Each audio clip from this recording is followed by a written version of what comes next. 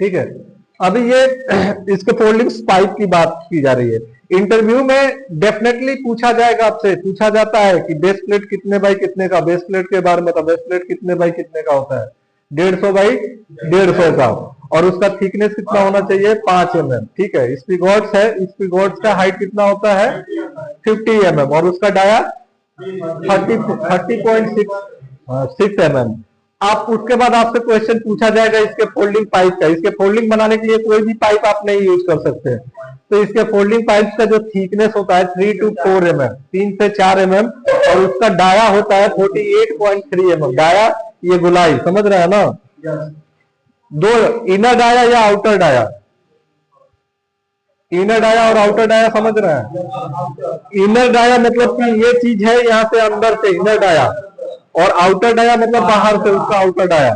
तो ये 3 से जो 3 mm आप यहाँ पे देख रहे हैं वो इसका क्या है, थिकनेस है। तो ये 48.3 mm मतलब कि ये आउटर डाया बता रहा है, आउटर डाया। तो ये चीज लिख लीजिएगा और याद भी कर लीजिएगा कि पाइप का डाया कितना होता है, थिकनेस का डाया 48.3 mm होता है, और थिकनेस उसका 3 to 4 mm। ठीक है। और इसका जो मैक्सिमम लेंथ होता है, मैक्सिमम 6.4 मीटर, उससे ज्यादा नहीं। पाइप का एक लेंथ आता है ना 6 मीटर का, 20 फीट का, 20 फीट का, तो वही है। 1 फीट में, 1 मीटर में कितना फीट होता है, अप्रोक्सीमेटली 3 फीट। हाँ 3 पॉइंट कुछ आता है, तो वही 3 छक्का 18, वही 20 फीट। ठीक है। ये इसके फोल्डिंग प्लैंक्स है। ये 2 मीटर का, ये 1.8 मीटर, 2 मीटर, 3 मीटर का भी अभी ज्यादातर हम लोग 1.8 मीटर का ही 1800 mm जो है 1.8 मीटर का इसके फोल्ड प्लैंक्स यूज होता है। इसमें +5 mm प्लस माइनस हो सकता है वहां पे। तो इसके फोल्ड प्लैंक्स का पूछा जाता है कि कितना लेंथ होता है, तो 1800 mm बोल सकते हैं या 1.8 मीटर। मतलब 1 मीटर में 1000 mm होता है, 1000 mm, 1000 mm, तो वही 1800 mm मतलब 1.8 मीटर। और इसका जो विड्थ होता है, चौड़ाई जो है इसकी 300 mm। और ये जो फ्लैट बता रहे थे 25 गुणे 25 गुणे 6, 6, ये है इसका जो पाइप जो यूज किया जा रहा है, चौकोर पाइप जो इसको फोल्डिंग्स बनाने के लिए 25 इंटू 25 इंटू 6 mm का, उस 6 mm उसका थिकनेस होगा, और पाइप का डाया जो होगा 25 25 25 25, इस तरफ से, ये चारों तरफ से 25 25 25 25, अप्रोक्सीमेटली 11 kg होता है। ठीक है। ये परफोरेटेड टाइप का इसके फोल्डिंग प्लैंक्स है। लेडर का 3 मीटर, 4 मीटर और 6 मीटर लेडर, इसके फोल्डिंग लेडर जो होते हैं। ये आपको क्लैंप्स की बात कर रहे थे कल हम लोग कि SWL इसका 635 kg होता है। राइट एंगल क्लैंप बोलते हैं इसको, या फिक्स क्लैंप। कंपनी में इसको ज्यादातर वर्कमैन जो होते हैं वो लोग फिक्स क्लैंप बोलते हैं इसको। तो फिक्स्ड क्लैंप है या राइट एंगल क्लैंप, ये क्या पे यूज होता है, जहां पे वर्टिकल टू हॉरिजॉन्टल कनेक्शन किया जाता है। वर्टिकल पाइप है और ये हॉरिजॉन्टल कनेक्शन किया जा रहा है, मतलब 90 डिग्री पे करेगा वो। और जहां पे ये पोस्ट पाइप आपने खड़ा कर दिया और नीचे से बेस लिफ्ट जो लगाया, और यहाँ पे जो कनेक्शन किया गया, तो ये 90 डिग्री पे होता है। इसको फिक्स क्लैंप या राइट एंगल क्लैंप बोलते हैं, और इसका SWL होता है 635 kg। ये है स्विवेल क्लैंप। स्विवेल क्लैंप बोल सकते हैं या राउंड क्लैंप बोल सकते हैं। कंपनी में इसको जैसे वर्कमैन लोग अपने लैंग्वेज में बोलते हैं कि चालू क्लैंप है। मतलब किसी भी डिग्री में आप इसको मूवमेंट, इसको ब्रेसिंग में यूज किया जाता है। ब्रेसिंग जहां लगाया जाता है वहां पे यूज किया जाता है, और इसका SWL है वो 535 kg। ये है बीम क्लैंप। बीम क्लैंप का यूज कहां होता है, इंटरव्यू में पूछा जाएगा कि किस क्लैंप का यूज कहां पे होता है। बीम क्लैंप का यूज कहां पे होता है,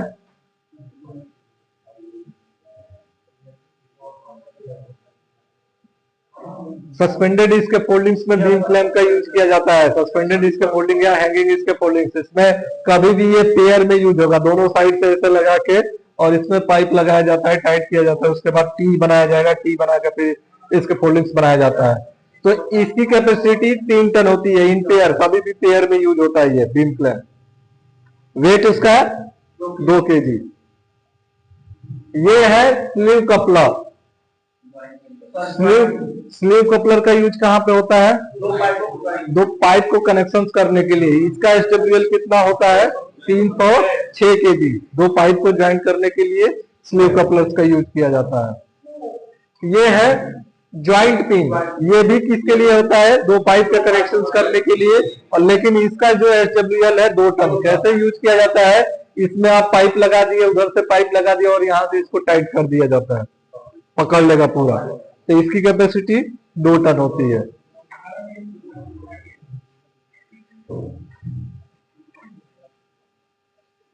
सिंगल कपलर है ये। इसको देख लीजिएगा, इसको लिख लीजिएगा, इसको लिख लीजिएगा। किस क्लैंप्स की कितनी कैपेसिटी होती है? ये क्वेश्चंस किया जाता है इंटरव्यू में। स्पेशली जो इसके फोल्डर्स हैं, इसके फोल्डिंग फोरमैन है या इसके फोल्डिंग इंस्पेक्टर है, उन लोग का जब इंटरव्यू होता है तो ये सब क्वेश्चंस किए जाते हैं कि इसका कितना SWL है, इसका कितना SWL है। तो ये आप लोग याद कर लेंगे तो सही रहेगा आप लोग के लिए। राइट एंगल क्लैंप्स का 635, ट्वेल क्लैंप्स का 535, बीम क्लैंप्स का 3 टन। एडजस्टेबल बेस प्लेट, हम लोग शुरू में जो बेस प्लेट पढ़ रहे थे, बेस प्लेट का कितना होता है ये भी देख लीजिएगा। बेस प्लेट का 3 टन है, 3000 kg, मतलब 3 टन। ज्वाइंट पिन का 2142 kg या 2 टन। ज्वाइंट पिन अभी जो पाइप का कनेक्शन के लिए किया जाता है। स्लीव कपलर का 306 kg। ठीक है, लिखेंगे आप लोग? ठीक, गुड। हाँ, बहुत बढ़िया। ये लेडर क्लैंप है। लेडर को फिक्स करने के लिए लेडर क्लैंप का यूज किया जाता है। लेडर क्लैंप है ये।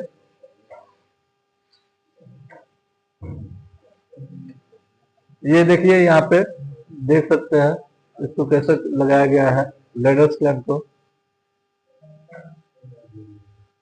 बाइंडिंग वायर है जो इसके फोल्डिंग प्लैंक्स को बांधा जाता है, तो वो बाइंडिंग वायर का यूज किया जाता है उसमें। ये इसके फोल्डिंग टूल्स में ये क्वेश्चंस पूछा जाता है। सेफ्टी में नहीं है, बट इसके फोल्डिंग से अब अगर आप कहीं जा रहे हो तो स्पैनर साइज पूछा जाता है। 18, 19, 21, 23 स्पैनर साइज 21, 23 याद कर लीजिए। खाली इसको सुनिए ना, याद करना है। ये स्पीड लेवल, जैसा मैं लेवल चेक करने के लिए बताया था, तीनों चीज 1, 2, 3 तीनों अलग अलग चीजें बताती है। एक तो आपका वर्टिकल्स का चेक करने का बताएगा, दूसरा हॉरिजॉन्टल का चेक करने के लिए बताएगा, और तीसरा जो क्रॉस ब्रेसिंग हम लोग लगाते हैं उसको चेक करने के लिए। ठीक है, तीनों लेवल चेक करेंगे। स्पीड लेवल है, फीटर लोग इसका ज्यादा यूज करते हैं। ये इसके फोल्डिंग टूल्स के लिए है। बेल्ट क्या क्या उसमें, जैसे कि वर्क एट हाइट पे आप काम करने जा रहे हो उसके फोल्डिंग के ऊपर, तो कुछ लूज आपका ही सामान ऐसा ना ऊपर से हाइट से नीचे गिर जाए, इसके लिए बेल्ट का यूज करते हैं इसको फोल्डिंग लोग। नायलॉन लोग, इसके फोल्डिंग मटेरियल्स को ऊपर खींच के लेके जाने के लिए नायलॉन रोप्स का यूज होता है। पीपी, मैंडेटरी पीपी इसके फोल्डर्स के लिए, इसके फोल्डिंग के लिए क्या क्या पीपी चाहिए? Safety helmet, safety shoes, safety goggles और हैंड ग्लव। कौन सा हैंड ग्लव चाहिए? कौन सा हैंड ग्लव चाहिए? इसके फोल्डर्स के लिए कौन सा हैंड ग्लव चाहिए? हाँ, बड़ा वाला चाहिए।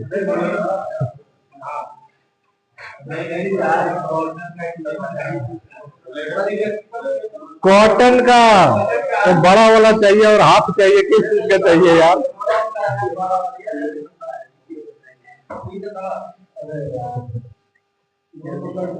सेफ्टी वाले हो यार तुम लोग। इसके फोल्डिंग के लिए कौन सा ग्लव चाहिए? तो बड़ा वाला चाहिए।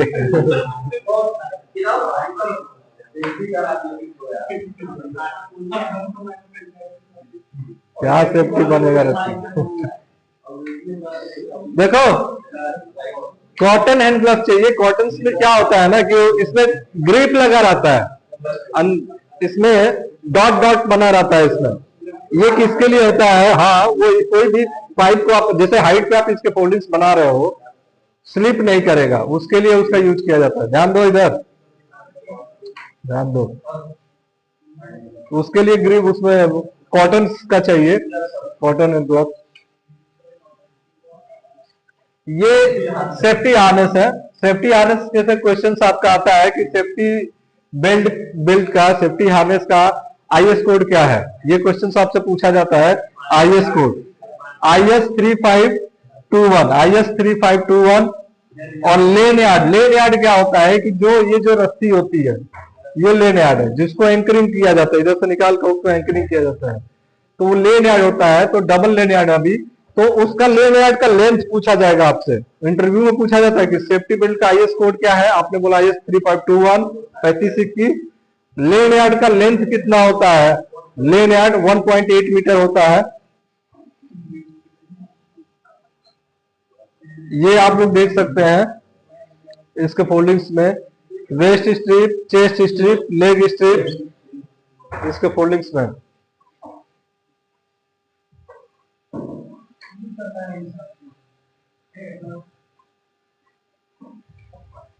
ठीक है, अभी इसके फोल्डिंग्स में क्या करना है क्या नहीं करना है उसका यहां पे दिया हुआ है। एंकरिंग करने के लिए कि कभी भी सेफ्टी हार्नेस को जब एंकर किया जाता है तो अपने से हाइट पे नीचे नहीं करना है। क्यों नहीं करना है, यहां पे आप लोग देख सकते हैं इसमें फॉल फैक्टर्स क्या है। आप हाइट पे अगर एंकरिंग करते हैं या नीचे से एंकरिंग करते हैं, तो एक सिंपल सा एग्जांपल है कि कोई भी कम वेट वाली चीज अगर हाइट से हम लोग गिराते हैं तो नीचे काफी हैवी वेट से आएगी। सेम चीजें आप उस तरह से प्रैक्टिकली समझ लीजिए कि अगर नीचे एंकरिंग किए हैं और वहां से कोई आदमी गिरता है, तो मान लीजिए 60-70 केजी एक आदमी का वेट, 50-60 केजी तो मान के चलिए, वो कितने वेट से नीचे, मान लीजिए 2 मीटर तो आएगा, क्योंकि 1.8 मीटर उसका लेंथ है लेग यार्ड का, तो उतना हाइट से गिरेगा तो सीधा यहाँ पे आता है। जर्क लोड जो आएगा यहाँ पे आएगा और यहाँ पे आएगा। अभी तो शॉक ऑब्जर्वर वाला सेफ्टी हार्नेस हो गया है कि जब भी यूज करना है आपको शॉक ऑब्जर्वर वाला, मतलब कि वो झटका नहीं लगेगा, जैसे भी लगेगा आप नीचे, जैसे ही आप गिरेंगे तो वो स्लोली खुलेगा, बेल्ट इधर से पीछे लगा रहता है, चला आएगा। और इसमें हाइट से गिरेंगे तो ये फॉल डिस्टेंस दिखा रहा है यहाँ पे कि किस तरह से आपका फॉल डिस्टेंस आएगा, तो इसमें ज्यादा खतरा होता है। कभी भी ये बोला जाता है कि कभी भी आप एंकरिंग कर रहे हो सेफ्टी हार्नेस को, तो अपने से ओवर हेड में, अपने से हाइट के ऊपर एंकरिंग करना है। ये दूसरा चीज, एक चीज इसमें और इम्पोर्टेंट चीज है कि कितना दूर तक, ये होता है ना कि ऐसा नहीं कि अभी हम यहाँ काम कर रहे हैं और सेफ्टी हार्नेस को एकदम कोने पे जाके एंकरिंग कर दिए हैं, तो उसका भी होता है कि अप टू 30 डिग्री, 30 डिग्री। अगर आपसे वर्क एट हाइट में क्वेश्चन पूछा जाएगा कि सेफ्टी हार्नेस को कितना डिग्री तक एक्सेप्टेबल है एंकरिंग करके रहने का, तो 30 डिग्री से ज्यादा, मतलब कि यहाँ पे हम लोग काम कर रहे हैं और यहाँ एंकरिंग किया है। अब ये नहीं कि यहाँ पे एंकरिंग करके हम वहां पे चले गए काम करने के लिए, तो उससे क्या प्रॉब्लम है। अगर वहां से अगर आप गिरते हो तो देखिए सीधा ऐसे आके जाके किसी के साथ स्ट्रक्चर के साथ टकराओगे, सीधा स्ट्रक्चर में लड़ोगे, तो 30 डिग्री तक एक्सेप्टेबल है। जैसे झूला नहीं होता है, उधर से खींच के लेके गए, कहाँ लेके गए, फिर इस तरह से वही सेम चीज है, वही आपके साथ होगा, वो फॉल फैक्टर्स में होता है। ये इंपॉर्टेंस ऑफ सेफ्टी हार्नेस कितना जरूरी है, देखिए एक लाइफ लाइन में और सेफ्टी हार्नेस एंकरिंग किया। अभी कुछ दिन एक वीडियो आप लोग देखे थे, वायरल हुआ था, तो उसमें देखे थे कि कैसे वो इंपॉर्टेंस ऑफ सेफ्टी हार्नेस उस दिन समझ में आ गया होगा कि सेफ्टी हार्नेस क्यों जरूरी है। ठीक है, ठीक है। अब ये क्वेश्चन, हाउ टू अरेक्ट इसके फोल्डिंग, कैसे इसके फोल्डिंग को बनाया जाता है। इंटरव्यू में क्वेश्चन पूछा गया था एक बार कि इसके फोल्डिंग कैसे बनाया जाता है, क्या क्या चाहिए इसके फोल्डिंग्स बनाने के लिए। किससे पूछा था, कन्हैया से, कन्हैया से पूछा था। कन्हैया यार स्टूडेंट था पहले का, पहले बैच का, तो उसे इंटरव्यू में ये क्वेश्चन पूछा गया था कि इसके फोल्डिंग कैसे बनाया जाएगा। तो हाउ टू अरेक्ट इसके फोल्डिंग, कैसे इसके फोल्डिंग्स बनाना है। सबसे पहले सफिशियंट नंबर ऑफ इसके फोल्डर, सबसे पहले तो पर्याप्त मात्रा में इसके फोल्डर चाहिए इसके फोल्डिंग बनाने के लिए। कभी भी आपसे इंटरव्यू में क्वेश्चन होता है कि हाउ टू अरेक्ट इसके फोल्डिंग, कैसे इसका फोल्डिंग्स बनाया जाता है, कैसे बनाया जाएगा, तो सर सबसे पहले तो पर्याप्त मात्रा में इसके फोल्डर चाहिए। पर्याप्त मात्रा में इसके फोल्डर चाहिए। कितने चाहिए? कम से कम 6 होना चाहिए। मिनिमम 6 इसके फोल्डर आर रिक्वायर्ड। कम से कम 6 इसके फोल्डर्स होना चाहिए। भाई 4 मान लीजिए इसके फोल्डर्स बनाना है तो 4 तो क्या हो गए, पोस्ट पाइप को लेके खड़ा करेंगे और एक बंदा लेके उसको टाइट में, एक बंदा मटेरियल्स लाने के लिए रहेगा। तो कम से कम 6 इसके फोल्डर्स चाहिए इसके फोल्डिंग्स बनाने के लिए।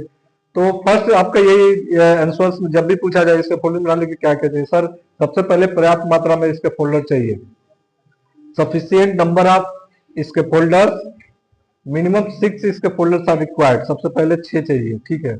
उसके बाद क्या क्या चेक करना है आपने, ठीक है, वो सब पर्याप्त मात्रा में आपको इसके फोल्डर्स मिल गया। ध्यान से सुनिएगा, इंटरव्यू में क्वेश्चंस किए जाते हैं, आपको कैसे जवाब देना है, आपको जैसे भी समझना है समझ जाइए और जैसे जवाब देना है दीजिएगा, लेकिन इसमें चीज समझिए।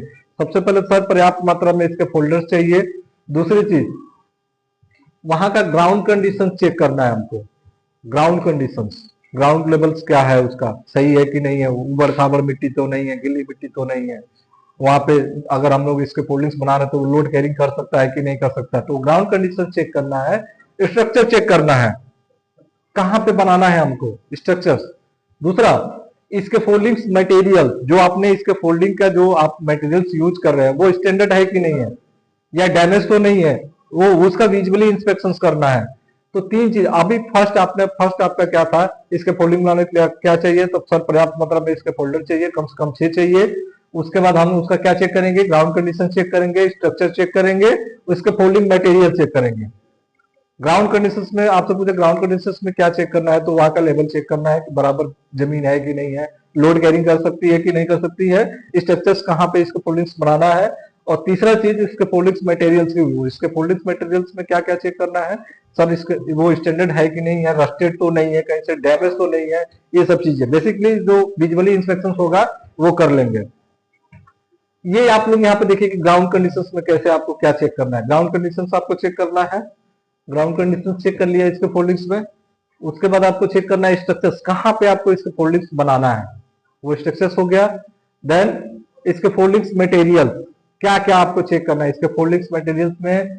बेस प्लेट में क्या क्या चेक किया जाता है, पाइप्स में क्या चेक करना है, प्लैंक्स में क्या चेक करना है, ये तीनों कॉमन चीज में एक क्या चेक करना है, पेंटिंग हुआ है कि नहीं है। पेंटिंग किसके लिए होता है, वो रस्ट प्रोटेक्शन के लिए। देन फिजिकल कंडीशंस में उसका चेक करना है कि कहीं से रस्टिंग ना हो, कट ना हो, होल ना हो, बेंड ना हो, मूर्छा ना लगा हो, कहीं से कटा हुआ ना हो, होल ना, उसमें होल होगा तो कैपेसिटी उसकी कम होगी, होल होगा और कहीं से बेंड ना हो। ये आपने 3 चीजों में, अगर आपसे क्वेश्चन पूछा जाता है कि इसके फोल्डिंग्स पाइप में क्या चेक करोगे, या बेस प्लेट में क्या चेक करोगे, या इसमें प्लैंक्स में क्या चेक करोगे, तो ये कॉमन चीज है सर। फिजिकल कंडीशंस में उसका rusting, cut, hole and bend, ये सारी चीजें चेक करेंगे, ठीक है। नेक्स्ट आ गया आपको कि क्लैंप्स में आपको क्या चेक करना है, रस्टिंग, मूर्छा नहीं लगा हुआ, रस्टेड ना हो, बोल्ट उसका चेक करेंगे। वास्टर, उसमें जो वाशर होता है ना, वास्टर, उसको चेक करना है। हीट इफेक्ट, कहीं से हीट की वजह से वो डैमेज तो नहीं है, वो हीट इफेक्ट चेक करना है। उसके बाद लेडर इंस्पेक्शन करना है। लेडर में क्या क्या चेक करेंगे, रबर शू कंडीशंस, जो विजुअली कंडीशन है वो चेक करना है, उसका रंस कहीं से डैमेज ना हो, वो सब चीजें। और रबर शू नीचे लगा रहता है तो मतलब वो लेडर को स्लिप नहीं करने का, तो वो रबर शू भी उसमें चेक करना है। तो ये हो गया इंस्पेक्शन हमारा, किस चीज का इंस्पेक्शन, ग्राउंड कंडीशन, स्ट्रक्चर और इसके फोल्डिंग मटेरियल, ठीक है। अब आ गया कि ये इसके फोल्डिंग अरेक्शन करने का, अभी कौन सा क्या बनाना है, कहाँ पे प्लान फॉर इसके फोल्ड अरेक्शन, कौन सा इसके फोल्डिंग बनाना है, कहाँ पे बनाना है, ये सब चीजें चेक करना है। दूसरा चीज, एक चीज और उसमें देखा जाता है कि जहां पे आप इसके फोल्डिंग्स बना रहे हो, स्ट्रक्चर जो भी है, तो वहां पे आपको एक चीज और ध्यान देना है कि वहां पे लाइव इलेक्ट्रिकल्स का कोई केबल तो नहीं गया, ये सब ऊपर भी आपको चेक करना है। क्रेन मूवमेंट एरिया ना हो, ये सारी चीजें। कभी भी इसके फोल्डिंग अरेक्शन किया जाता है तो फर्स्ट क्या है कि एरिया को कॉर्डन ऑफ करना है, बैरिकेशन कर देना है, और वहां पे डिस्प्ले लगा दिया जाता है कि इसके फोल्डिंग वर्क चल रहा है, कृपया कोई अंदर प्रवेश ना करें। इससे ये चीजें, क्योंकि हो सकता है वहां से कुछ लूज मटेरियल्स इसके फोल्डर्स के हाथ से नीचे गिर सकता है, तो आदमी नीचे काम कर रहा है तो लगेगा उसको, एरिया को कॉर्डन ऑफ किया जाता है, ठीक है। ये इसके fold base and height ratio, base and height ratio, कितना हाइट रहेगा तो उसका कितना बेस होना चाहिए।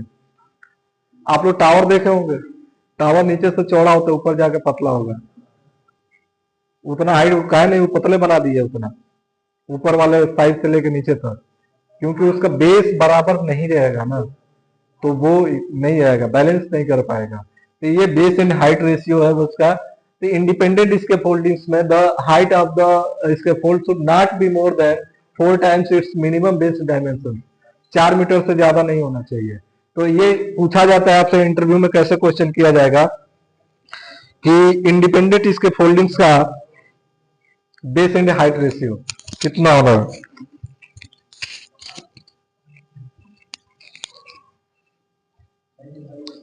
बेस एंड हाइट रेशियो कितना होगा, 4:1। 4 मीटर अगर हाइट है तो उसका बेस 1 मीटर, 4:1 का रेशियो होता है। 8 मीटर होगा तो 2 मीटर होगा। और मोबाइल इसके फोल्डिंग में 3:1 होता है, उसमें 3 मीटर अगर लंबा है तो 1 मीटर उसका बेस रहेगा। 3:1 होता है, सब में इसमें 4:1 रहेगा, खाली मोबाइल में 3:1 होता है। बेस एंड हाइट रेशियो उसका यहाँ पे दिया हुआ है, ये देख रहे हैं 5 मीटर उसका हाइट और 1 मीटर इसका ये कर दिया गया। ठीक है, गलत है। ये इसके फोल्डिंग टाइट कैसे बांधना है इसके फोल्डिंग्स को, वो नेक्स्ट है। यहाँ पे रैकर, इस साइड से सपोर्ट के लिए यहाँ पे देखे, जहां पे 5:1 से, जहां पे 4:1 से ज्यादा रेशियो जाता है, मान लीजिए जहां पॉसिबल नहीं है, 5 मीटर पे है, पॉसिबल नहीं है, तो वहां पे क्या करते हैं हम लोग, रैकर प्रोवाइड किया जाता है। ये रैकर समझ लीजिएगा, रैकर कैसे होता है, वो साइड से सपोर्ट करके पाइप से क्लैंप को लॉक कर दिया जाता है, तो उसको हम लोग रैकर बोलते हैं।